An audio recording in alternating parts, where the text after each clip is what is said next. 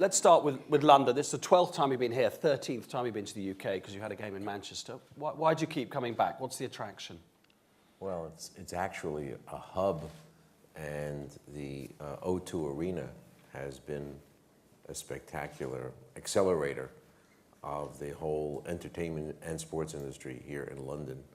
And even though basketball is not up there in UK with the other sports, each time we come, we have a sellout, there's more buzz, and our business partners love coming to London. So it's a really, ingathering is a terrific place for us to start. It's really, we continue to test the market, but the very sophisticated fan base here, they know the difference between a friendly and a regular season game. You've got two teams that are vying for playoff positions in the league, so we know we're going to have terrific competition tonight, and that's ultimately what we sell. So I think over time, I think we will be bringing more games here. How much do you take into account what the fans say about playing overseas? Well, because it's if that's our game, one of our games that we lose overseas. Yes, but we have 41 home games, plus as many as 4 friendlies viewed as home games. So we have a better inventory.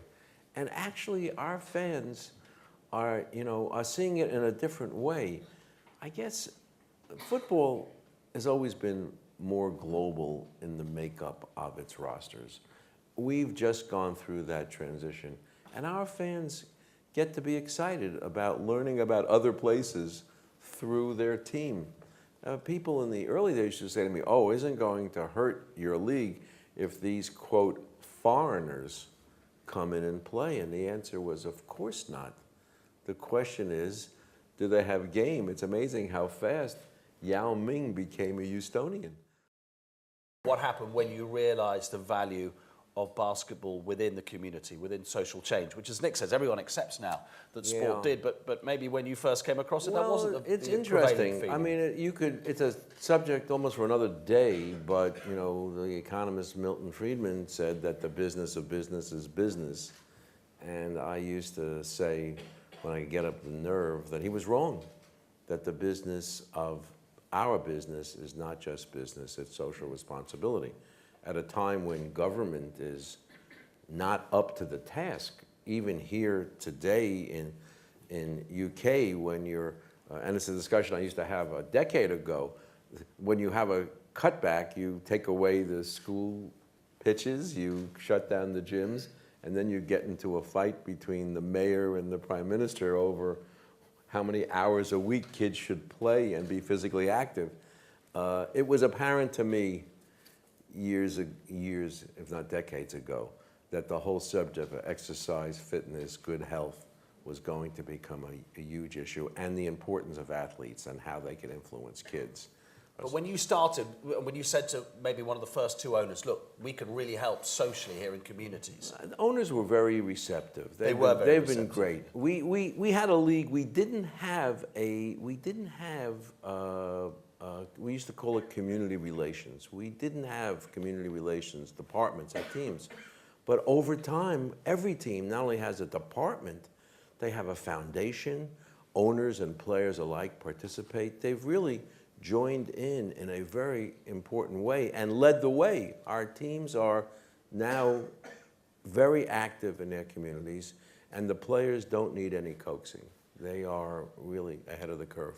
So what is the future of broadcasting in the NBA in all its divisions? Because obviously we're talking digital, television, mobile, everything. Yeah, it's almost a misnomer to even use the word broadcast anymore. It's what our media partners and our media relations, and I said earlier, I mean, it's a trend we're seeing on a global basis that with so many different programming platforms and forms that in essence you can get any movie you want at any time, and virtually everything can be time shifted. It's raised the profile of live premium sports everywhere. And so what we're seeing, a very healthy marketplace for NBA rights and other premium sports in the United States, and we're seeing that market by market on a global basis.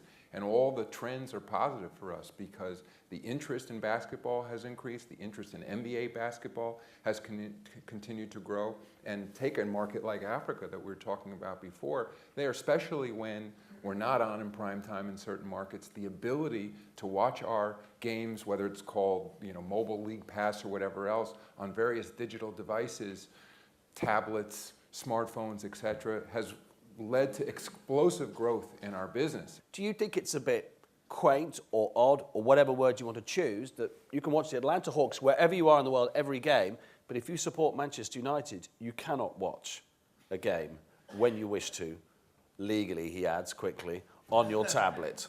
Do you think that's a bit odd? It's coming. It's just a progression. It's inevitable because the consumer demand will be such that for a price, and a very hardy price if it's the EPL, because they're so successful, they will move towards making it available, either directly or through their distributor, such as a BT Sport. I think the demand's there already, probably. I think it's just, you know, we have the collective bargaining issue.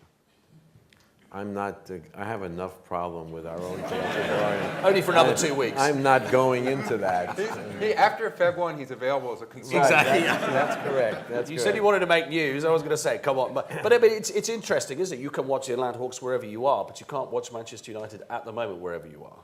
I didn't know that. But I think that all you've done is stated the opportunity. And at some price, that opportunity is going to be fulfilled. Yeah. Okay. No doubt. You're taking over from a legend. Is that daunting, exciting? Is that what words would you describe? Yes. Yeah.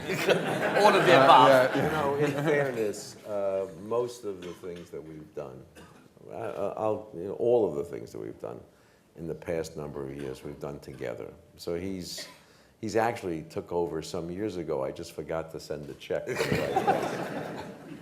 Because I was saying to you next door, you know, we've obviously got an analogy in this country of somebody taking over from a legend, and it's not going terribly well at the moment with Manchester United. But you were saying because of that reason, it's completely I'm not going to different. write a book, unlike Sir Alex. No, I would just say, you know, as compared to Manchester United, I'm not coming from outside the organization. I've been working side by side with David for 22 years. We have a fantastic group of owners, executives of teams, executives at the league office, legends who tell me every day what I'm doing wrong. So, and it's a whole family of people that make this league operate. So it's daunting, I'm excited, I'm exhilarated, all of the above, but it's a fantastic opportunity for all of us. So I'm really looking forward to it. And it's going to be a great continued success, guaranteed. I hereby guarantee it.